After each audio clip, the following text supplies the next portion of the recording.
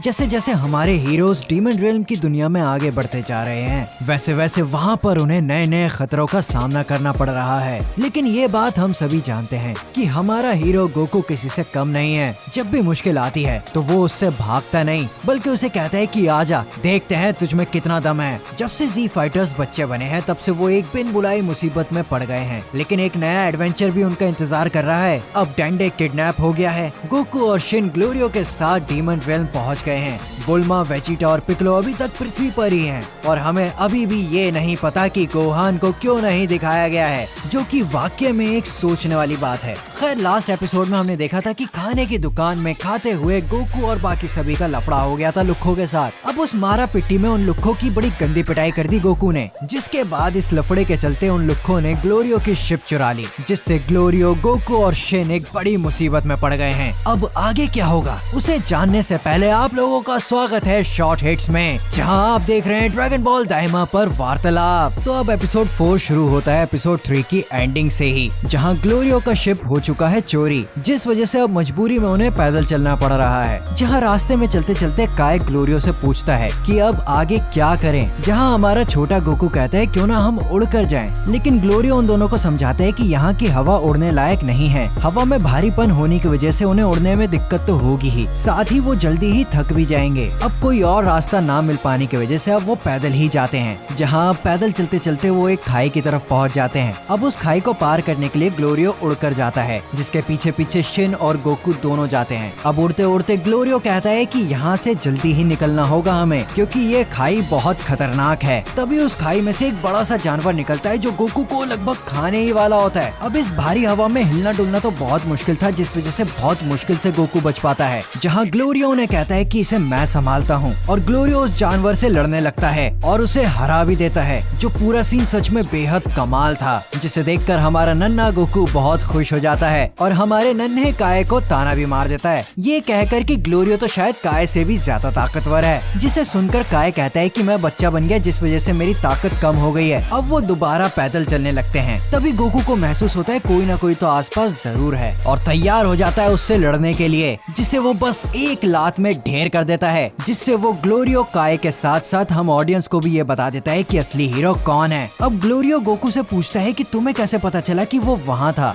जहाँ गोकू उसे कहता है कि मैंने उसका की सेंस किया था। अब ग्लोरियो को समझ नहीं आता कि ये की क्या है, तो काय उसे की के बारे में अच्छे से समझाता है। जो की होती है वो एक एनर्जी होती है जो दिखाई नहीं देती, सिर्फ महसूस की जा सकती है, और उसे महसूस करके ही गोकू पहचान पाया था कि वो वहाँ पर खड़ा है। अब वो भूखे प्यासे दोबारा पैदल चलने लगते हैं, जहाँ किस्मत से उन्हें रास्ते में एक खाने की दुकान मिल जाती है और वो उसके अंदर चले जाते हैं, जहाँ उन्हें एक बड़बोली औरत और एक बहरा आदमी मिलता है जो उन्हें खाना खिलाते हैं। अब गोकू के सामने खाना आ जाता है और वो बिना सोचे समझे उसे खाने लग जाता है। अब खाना तो उसे बहुत पसंद आता है, लेकिन जब पीने की बात आती है तो वो करेले के जूस जैसा कोई काढ़ा दे देती है, जो गोकू को बिल्कुल पसंद नहीं आता। अब ग्लोरियो उस आदमी से पूछता है कि क्या उसके पास कोई शिप है जिसकी मदद से वो आगे का रास्ता तय कर सके, लेकिन वो आदमी कहता है कि उसे कोई शिप विप के बारे में तो नहीं पता है, लेकिन हाँ उसके पास एक स्काई सीड है जिसकी मदद से वो जल्दी पहुंच सकते हैं, लेकिन जो उसका प्राइस होता है वो बहुत ज्यादा हाई होता है। लेकिन ग्लोरियो जैसे देसी आंटी सोम बाजार में बार्गेनिंग करती हैं, वैसे करके एक अच्छा प्राइस उससे सेट कर लेता है। अब उस खाने की दुकान में गोकू और काय को अलग अलग रंगों के कीड़े मिलते हैं, जहाँ गोकू ये सुनकर हैरान होता है कि उसमें से एक कीड़ा उनका स्टैमिना रिस्टोर कर सकता है, बिल्कुल सेंसोबीन की तरह। जहाँ वो औरत उन्हें बताती है कि यहाँ पे और भी तरह के कीड़े हैं उनके पास, जो अलग अलग चीजों के काम आती हैं, जैसे कि सरदर्द को ठीक करना, जले को ठीक करना या स्किन को ग्लो करना, क्योंकि ये कीड़े दवाई की तरह काम करते हैं। अब मुझे इस बात पर तो पूरा यकीन है, अगर बुल्मा यहाँ आती है और उसे इस स्किन ग्लोइंग कीड़े के बारे में पता चलता है तो वो पक्का वो इस कीड़े को खरीदेगी। लेकिन जैसे जैसे सीन आगे बढ़ता है हमें पता चलता है कि वहाँ एक और कीड़ा है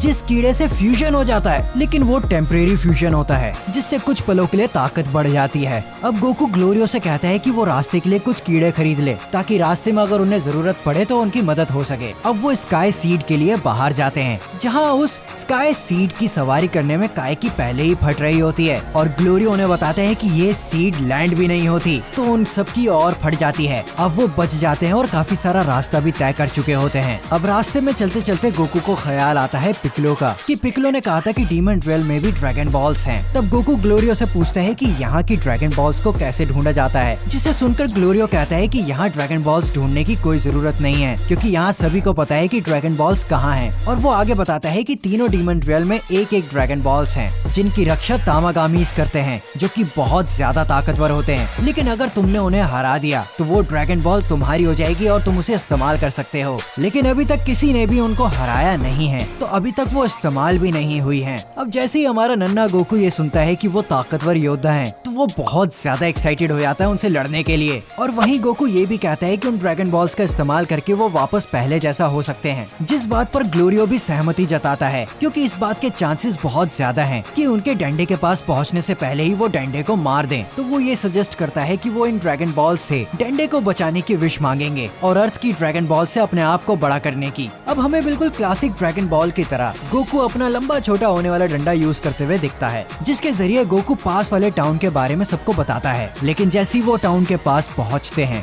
ग्लोरियो को वहाँ मिलिट्री कॉर्प दिखती है, जिस वजह से वो तीनों छुप जाते हैं। अब हम वहाँ टाउन पर उनकी तानाशाही देखते हैं, जहाँ वो मिलिट्री वाले टाउन वालों को कहते हैं कि अब से 3 गोल्ड कॉइन उन्हें देने पड़ेंगे, क्योंकि अब किंग गोमा ने ये रूल बदल दिया है। जहाँ वो ये भी बोलते हैं कि अगर कोई ये 3 सिक्के नहीं दे पाएगा तो पनिशमेंट के लिए वो उनकी जिंदगी के 3 साल ले लेंगे। अब जैसे ही एक टाउन वाला बूढ़ा आदमी वो सिक्के नहीं दे पाता, तो वो लोग उसे पनिशमेंट देने ही वाले होते हैं। तभी एक मास्क वाला बंदा वहाँ आ जाता है, जो उन पर घर का बना बम फेंकता है, लेकिन वो फट नहीं पाता। जिसके बाद वो वहाँ से भागने लगता है और हमें पकड़म पकड़ाई देखने को मिलती है, जिसके बाद वो मिलिट्री वाले उसे धर ही लेते हैं। लेकिन तभी हमारे हीरो गोकू की एंट्री होती है और वो अपने लंबे छोटे होने वाले डंडे से सबकी बचा देता है। जहाँ हमें जो एक्शन दिखता है वो कसम से बड़ा मजेदार था यार, और हमें क्लासिक ड्रैगन बॉल की याद आ जाती है, जहाँ गोकू ये लंबा छोटा होने वाला डंडा यूज करता था अपने दुश्मनों से लड़ने के लिए और उन्हें हराने के लिए, जिसे देखकर सच में पुरानी यादें ताजा हो जाती हैं। अब सबकी बचाने के बाद गोकू को ग्लोरियो वहाँ से ले जाता है, कहता है कि इससे पहले कि वहाँ पर और आदमी आ जाए हमें यहाँ से निकलना होगा। अब वो भूखे प्यासे थके हारे वहाँ से निकल जाते हैं, लेकिन तभी उनके पीछे वो मास्क वाला बंदा आ जाता है, और वो जैसे ही मास्क हटाता है तो हमें पता चलता है वो बंदा नहीं बंदी है, और वहीं एपिसोड एंड हो जाता है। अब जैसे जैसे आगे के एपिसोड्स में एक्शन बढ़ता जा रहा है, मेरी एक्साइटमेंट तो और भी ज्यादा बढ़ती जा रही है। लेकिन अभी भी बहुत सारे सवाल हमारे मन में हैं, जैसे कि थर्ड डीमन रियल्म के किंग ने आखिर गोकू को क्यों बुलाया है, क्या मकसद है उसका, क्या ग्लोरियो अच्छा है या बुरा, और वेजिटा और बाकी के जी फाइटर्स आखिर कब आएंगे, आखिर डंडे कहाँ है, और सबसे बड़ा सवाल कहाँ है गोहान,